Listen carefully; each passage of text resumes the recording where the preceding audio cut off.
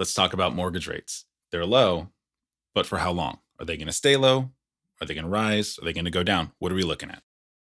All right. So, looking at mortgage rates, it's not just throw the cards in the air and see what happens.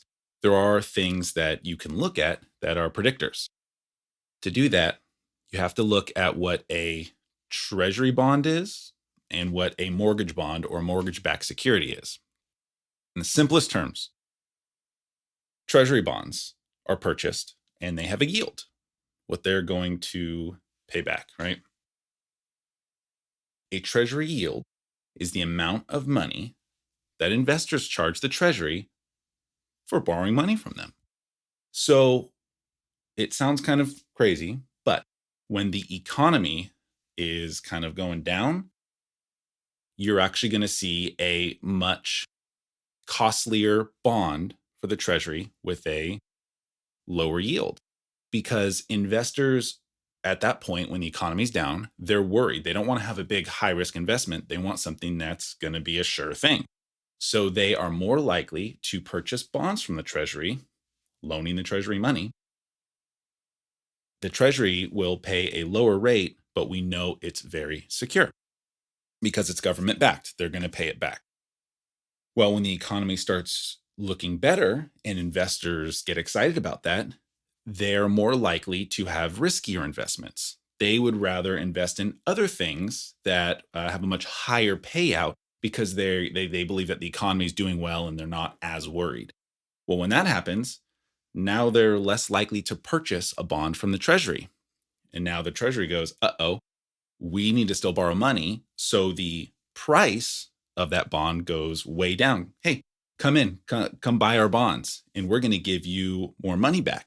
We're going to have a higher yield. How does that affect us at all? Well, treasury yields actually affect mortgage rates. Well, why is that? Let's look at a mortgage backed security or a mortgage bond. Banks also want investors to invest with them, right? They sell bonds. So, what's a way that they can compete with a treasury bond? Because mortgage backed securities are supposed to be pretty safe. But as we've learned with a previous crash in the economy, there were times they were not safe. So, when investors look at the mortgage bonds, they have to decide, hey, what is more important to me, making money or having it somewhere that's super safe? Well, banks are still pretty darn safe to keep your money. So, what the incentive is for a mortgage backed security is to have the interest rate on that just a little bit higher than the yield from the treasury bond.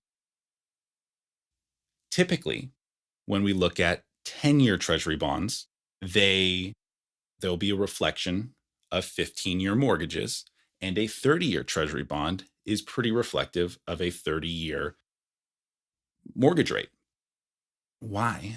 Again, the rates that banks charge are going to be reflective of how much money that's coming in from the investors. So if a mortgage backed security is giving a yield back to investors slightly higher than a treasury bond yield, that means that when the economy is starting to do better and people are starting to invest, then those yields tend to go up.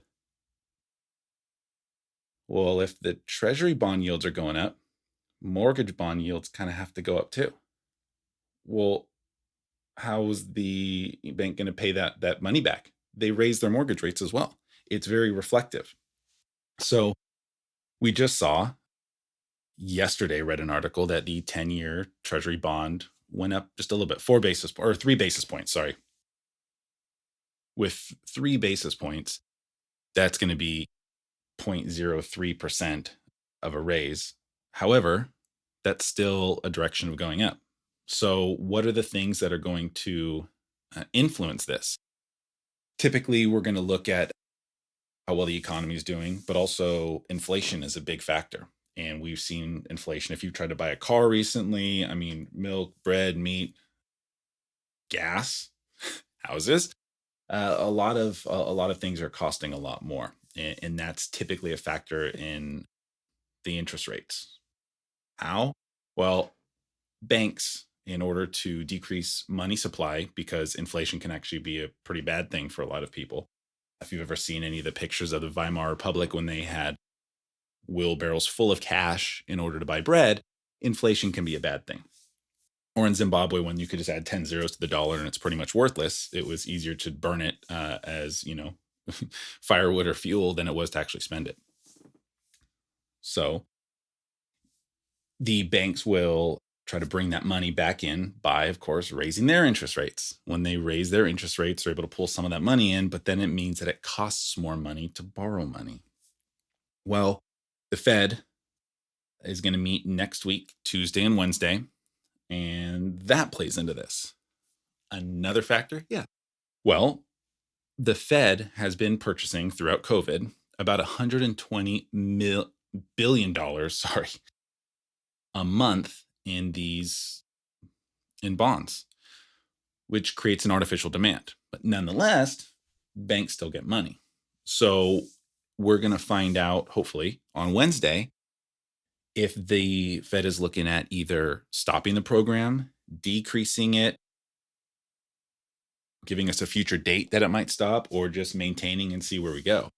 Depending on that announcement, that's going to let us know if they're going to stop basically giving banks money. If that ends up happening, the banks are going to probably increase rates slightly in order to basically it's an incentive for their investors, right? Well, if that happens, then borrowing money for a home becomes a little bit more expensive. It's kind of a lot of factors that play into it. That's kind of the easiest version of how to look at it. But the truth is very soon, next week, we'll start having a good idea of where rates might be going, might be headed. And of course, anything can change, but we've had these rates at historic lows. They've been at artificial lows. Shoot, it's been over a decade. We'd have quantitative easing, and that's an entirely different, different video altogether. But at some point, they're rising. And right now, it appears that they will rise. But the question is going to be how much and over what period of time is it? Is it going to gradually increase? Is it going to plateau? And we'll start to get a little bit clearer picture next week on Wednesday once we kind of find out what's going on with the Fed. We already see that the 10-year Treasury yield rose. And as investors start to gain confidence in the economy, they may be influencing that 10-year yield even more. And if that goes up, so do the Treasury, or so do the mortgage bonds. Mortgage bonds go up, it costs you more money to borrow for a house. When you look at that, that is really going to affect your bottom line every month. So right now, I have a lot of clients that I talk to that they're kind of focused much more on how much is this house going to cost me overall, which of course is extremely important. But your out of pocket every month is really what affects you. If I said, hey, this house is $1 million, but it's only going to cost you $1,000 a month, that is different than saying this house is $1 million, it's going to cost you $5,000 a month. Of course, we'd all love the $1,000 a month thing, but it'd take forever to pay off. But that's the reality. What does it take out of your pocket every single month? And if it costs a lot more to get a loan, then your affordability for a house overall goes down. And that can be of course, there's lots of factors, but a simple example is, let's say you're looking for a $1 million house. And if rates go up 0.25%, well, that can certainly affect your affordability for that house, depending on your credit score. It might be 25,000, it could be $50,000. That's huge. That is a lot of money. And that's only 0.25%. So what we should be doing is paying attention to what this picture's starting to look like starting next week. Start making some decisions. If you're worried about the housing market crashing, which we've already addressed in other videos, right? If you're worried about how much it's going to cost you each month to get a house, well, if homes don't appreciate, if they just plateau, which also is very unlikely, well, if rates go up, that still affects your affordability. So start to look at it now. Start running those numbers. See what you can afford each month. And let's pay attention to those rates. If they start to go up, what does that picture look like? It's good to make that decision as a buyer. As a seller, if people's affordability goes down, then that means their ability to offer a higher price on your home goes down.